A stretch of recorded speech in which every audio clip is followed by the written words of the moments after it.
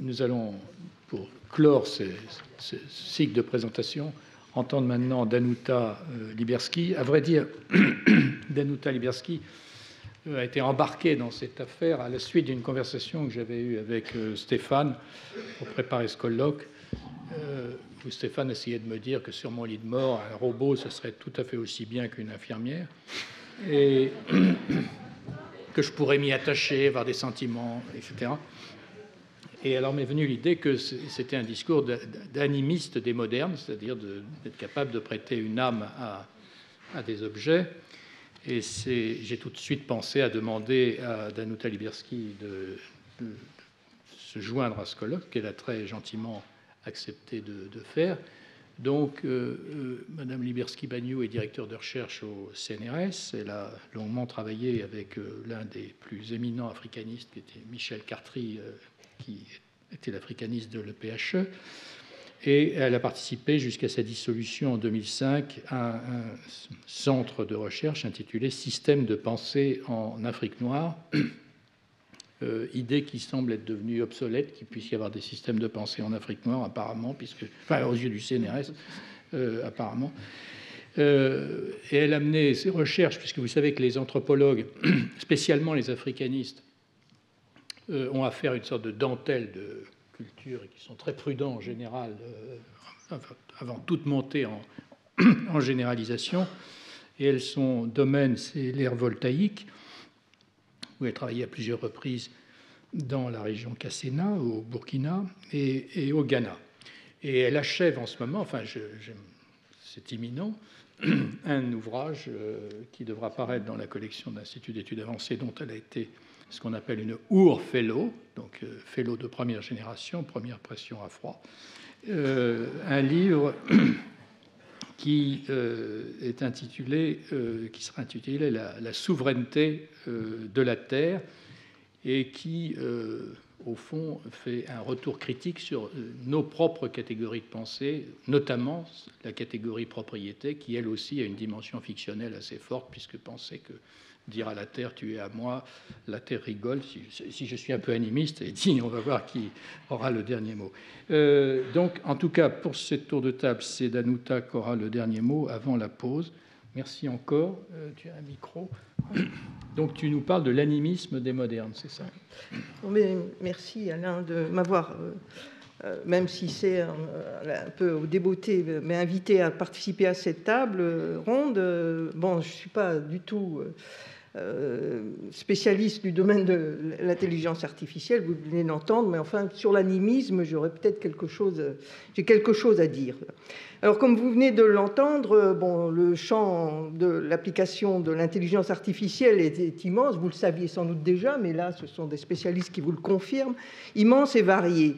Et quoi que vient de dire mon voisin, qui insiste qu'il y a peut-être des limites, il semblerait quand même qu'aucun domaine ne semble devoir lui rester longtemps inaccessible, y compris, donc on vient de l'apprendre, ceux qui caractérisent en propre l'homme, à savoir la créativité et les relations entre les personnes.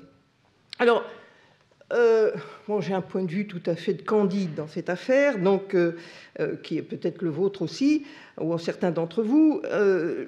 Je suppose que, comme moi, vous n'avez pas besoin de très longues explications pour comprendre les enjeux économiques et sociaux de ces speed factories, de ces usines sans ouvriers, qui est le nouveau fantasme entrepreneurial en cours de réalisation, ça et là dans le monde. Il y a ces usines en Chine, en Allemagne, en France, permet quelques relocalisations d'ailleurs, comme Adidas. Fantasme qui succède à celui des années 80 d'une entreprise sans usine, comme l'avait dit excellemment Alain Supiot dans son ouvrage Homo Juridicus. Alors, de même, il est à la portée de tout le monde et de chacun d'entendre les avantages qu'il y a sur le plan collectif à utiliser des robots dans des environnements qui sont hostiles à l'homme. La planète Mars, les champs de mines, des régions frappées par une catastrophe. Ce serait bien aussi d'ailleurs dans les usines nucléaires, mais ça apparemment c'est toujours du personnel sous-traitant qui nettoie les cuves, à ma connaissance, mais bon, bien sûr.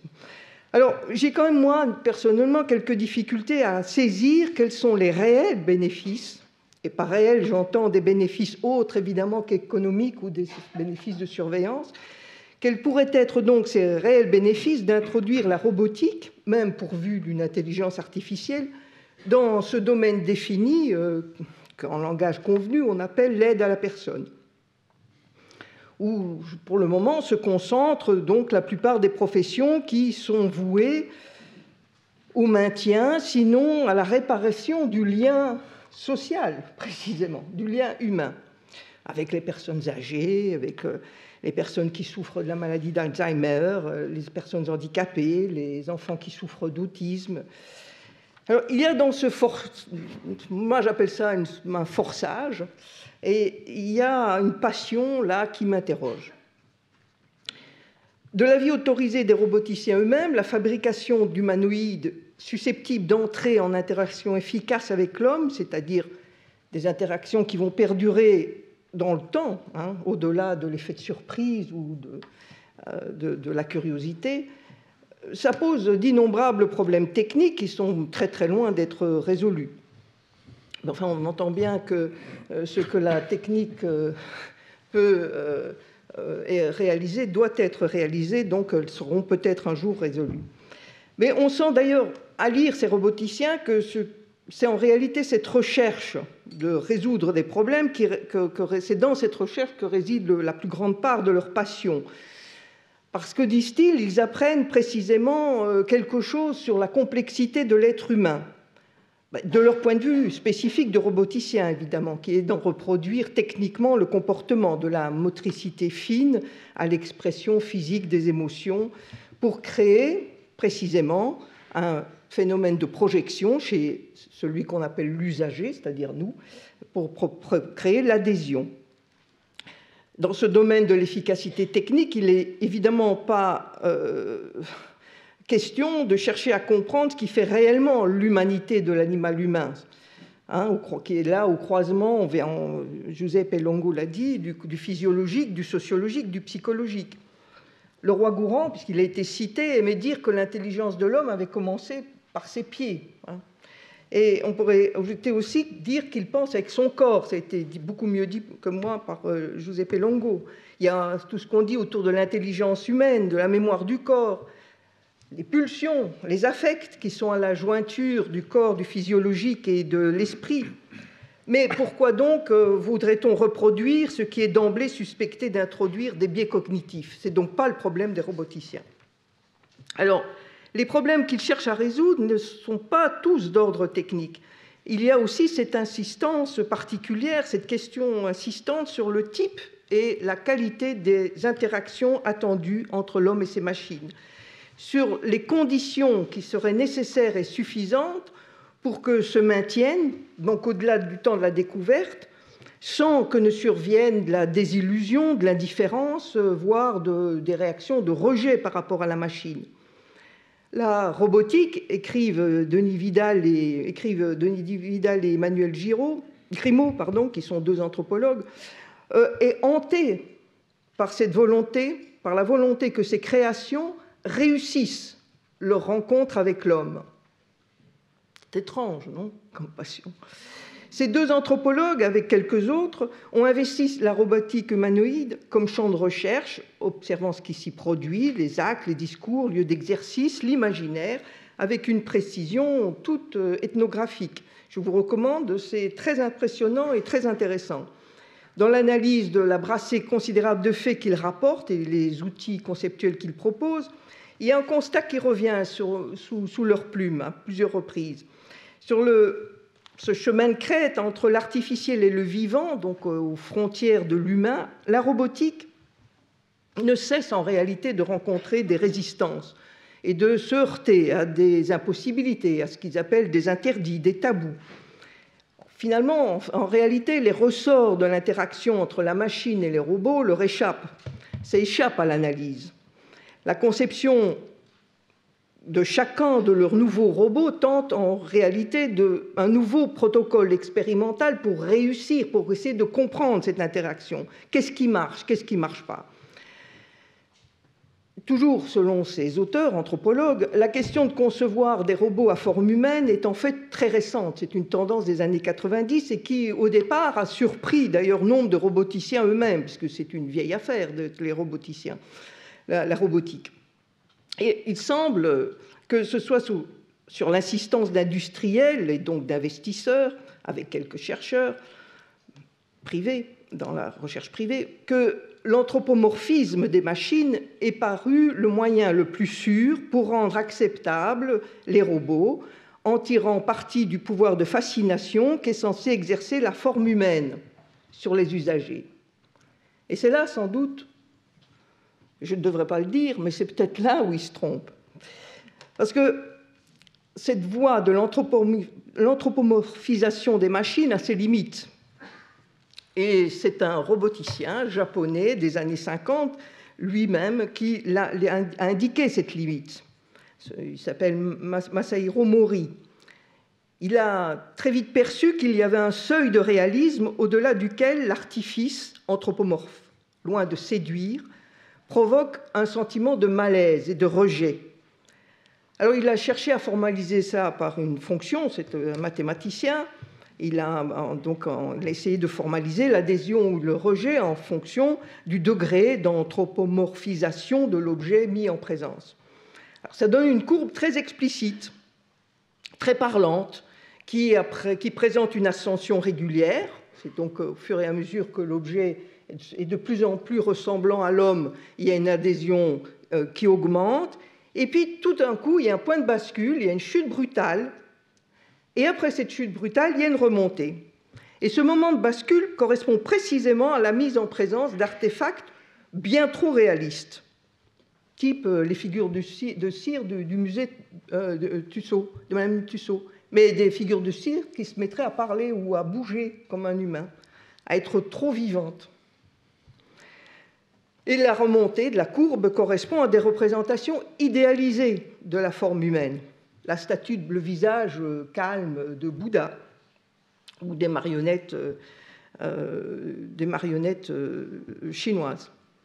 Alors, la forme même de cette courbe va inciter Mori à parler de vallée de l'inquiétante étrangeté. Inquiétante étrangeté, ceux qui connaissent, c'est une expression évidemment qu'il emprunte à Freud, qu'il a empruntée à Freud. J'y reviens parce que le travail de Mori constitue j'y reviendrai parce que... Pas trop longtemps. D'accord, alors je me dépêche. Alors, ça va plus vite que prévu. Alors, une des questions sous-jacentes non traitées dans ces travaux porte sur... dans ces travaux d'anthropologue, porte donc, j'en viens à l'animisme, sur l'étrange retour au cœur de cette pointe avancée de la modernité de nouvelles formes d'animisme. La robotique humanoïde n'est pas le seul domaine où la question se pose. Il y a évidemment le courant spirituel New Age, mais aussi on voit ressurgir l'animisme au détour de théories critiques très connues sur la place actuellement, qui portent sur le rapport de l'homme moderne à la nature. Ethnologue, comme vous le savez, africaniste, je n'aurais pas eu grand-chose à dire s'il n'y avait pas eu justement cet étonnement par rapport à ce retour de flamme animiste au cœur de la modernité.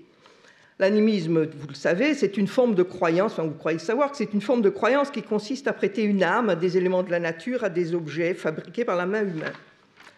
L'homme moderne croit savoir qu'il s'agit d'un mode de pensée qui est caractéristique d'ailleurs des civilisations pré-machiniques et des enfants. Il pense, lui, qu'il est à l'abri de ce type de croyance.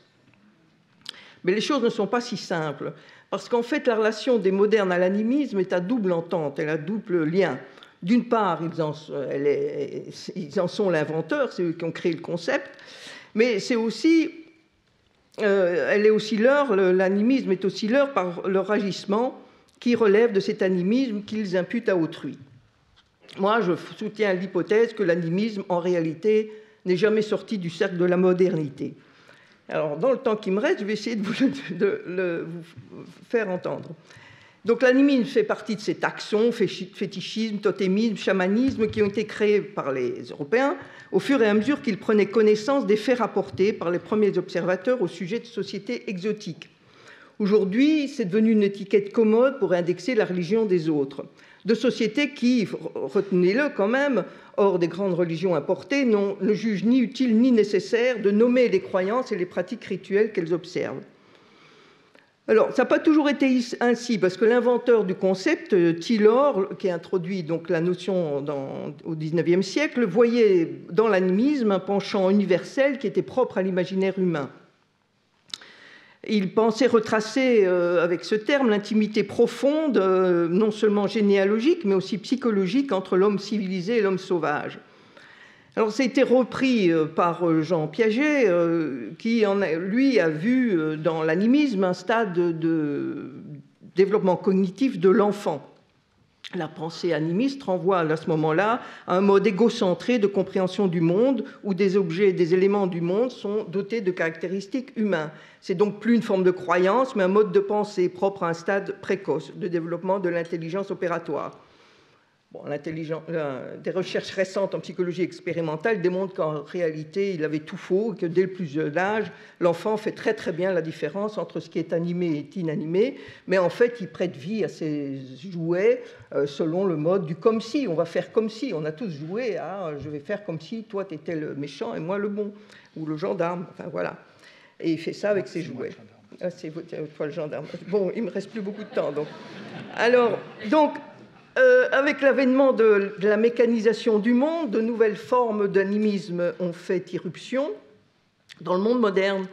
Et le mouvement futuriste et son chef de file, Tommaso Marinetti, en offre d'un éloquent échantillon.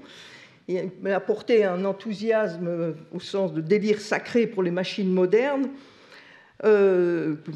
qu'il a porté entre autres au fantasme d'une fusion organique entre l'homme et la machine. Les transhumanistes sont les héritiers des futuristes italiens qui ont mal tourné. Comme vous savez, ils sont quand même devenus fascistes. Alors la voiture devient une femme à séduire, une mère qui enfante, il rêve d'un homme nouveau au corps de métal, une sorte de centaure, symbole de résistance, etc. Il a même survécu à un moment donné à un accident et il l'a raconté comme cet accident était pour lui, il décrit une nouvelle naissance dans la boue, un mélange dans la boue et le métal fondu de son véhicule. Bon, bref, de façon moins flamboyante, au XXe siècle, c'est des corps de conducteurs de voitures qui ont fait preuve de cet animisme des mécanismes dont parle le philosophe Maldinet, et dans lequel il a repéré, et je pense que c'est ça la piste qu'il faut suivre, une nostalgie du vivant. En fait, l'animisme n'est rien d'autre qu'une nostalgie du vivant. Et bon, à contrario, alors on arrive aujourd'hui dans cet animisme surgit avec la robotique anthropomorphique, qui est très différent, parce que cet animisme n'est plus spontané, il est instrumentalisé, il est recherché. Qu'est-ce qui pourrait susciter une forme d'animisme? Qu'est-ce qui pourrait déclencher cette soi-disant disposition animiste chez l'homme qui ferait qu'il s'attacherait aux créatures artificielles, les robots? Chercher le mécanisme psychique de la projection, donc. C'est inutile qu'il ressemble à un homme, en fait. Ça fait plutôt l'effet inverse. Parce que ce mécanisme de la projection, on l'a tout le temps. Il n'est pas nécessaire que l'objet nous ressemble pour qu'on projette sur lui des intentions, des émotions, des caractéristiques humaines. Il suffit de lire les éthologues par rapport aux animaux. Ce n'est que de la projection. Enfin, il y a de l'observation, attendons-nous, je ne veux pas mettre de... mais enfin, c'est essentiellement l'homme emplit le monde de son image. Il est inutile de lui faire que l'artefact lui ressemble pour qu'il entre en relation avec lui. Alors, je vais essayer. Donc,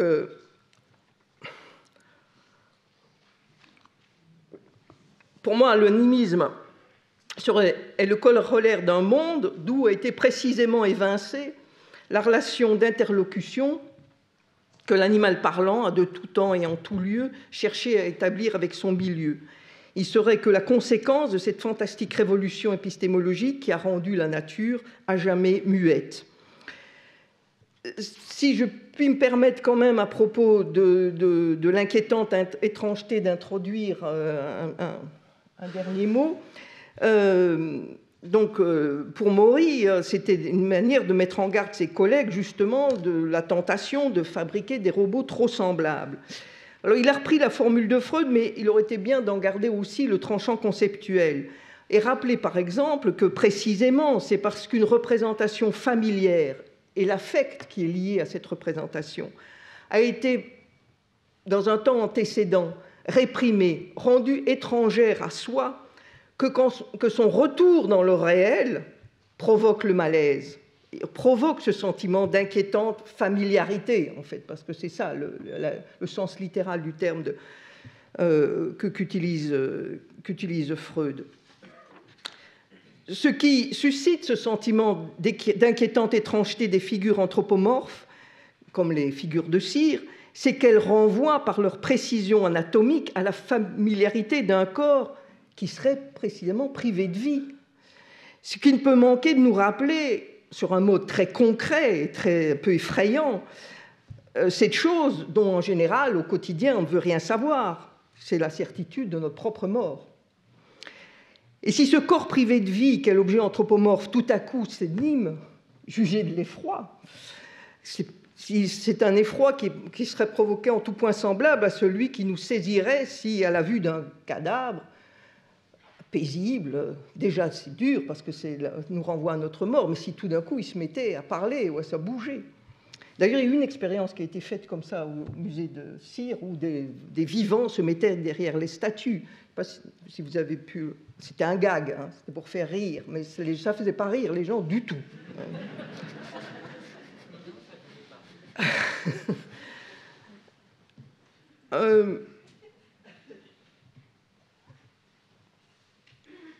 Alors, si, il y a quand même un dernier point. Dernier. J'en fais la pause. C'est que Max Müller soutenait la thèse, parce que c'est pour revenir à cette situation de relation d'interlocution du monde, d'interlocution avec le monde que, en dehors du monde moderne, ont d'autres civilisations pré-machiniques. Et un vieil anthropologue du siècle dernier, ou même du 19e siècle, soutenait la thèse que la mythologie n'était rien d'autre qu'une maladie du langage. Il entendait par là dire la potentialité qui est inscrite à même la langue d'animer n'importe quel élément, n'importe quel objet, de le vêtir d'une personnalité, par le simple choix d'un pronom et de le doter d'une capacité d'agir ou d'évolution par le simple choix de verbes. Cette capacité de la langue à faire advenir comme instance douée d'agentivité toute chose dont on parle, le langage scientifique n'y échappe pas, en fait, en réalité. Parce que quand on dit qu'un algorithme apprend, ou que le robot réagit, répond, ou encore quand face à son ordinateur figé, on dit, et qu'il n'y a rien à faire, on dit « ah ben non, il ne veut pas ». Bon. Eh bien, toutes ces manières de dire, elles sont grosses d'un animisme latent, ordinaire, auquel on ne prête pas attention. Et précisément, et là je termine vraiment pour dire, parce que j'y tiens, c'est que les civilisations qu'on a dit animistes, pour moi, ne le sont pas. C'est autre chose. Et c'est très précisément cette possibilité, cette virtualité, cette propriété du langage qu'explore et exploite ces sociétés, mais à cette différence que de ne pas le faire au quotidien.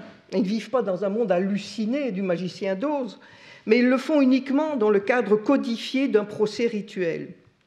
Les formes de polythéisme qu'on rencontre en Afrique n'a d'autre existence qu'au cours du sacrifice, dans ce temps où le sacrificateur, avec la parole, prélève à même les objets, à même les gestes, les lieux, des instances dont il fait des instances allocutaires dans un procès de parole illocutoire. Et honnêtement, à lire tout ce qui se dit sur l'intelligence artificielle dans les formules justement d'utilisation comme l'apprentissage profond, etc., j'ai parfois l'impression d'entendre le géomancien Gourmandché qui interprète pour son devin les algorithmes divinatoires qu'il vient de faire apparaître sur le sable parce qu'on nous voit alors à l'écouter s'animer ces algorithmes qui, tels des personnages, se déplacent de maison en maison géomantique, disparaissent, reviennent, et leur parcours traçant le cheminement d'un sens que cherche à capter le devin pour son client. Merci beaucoup.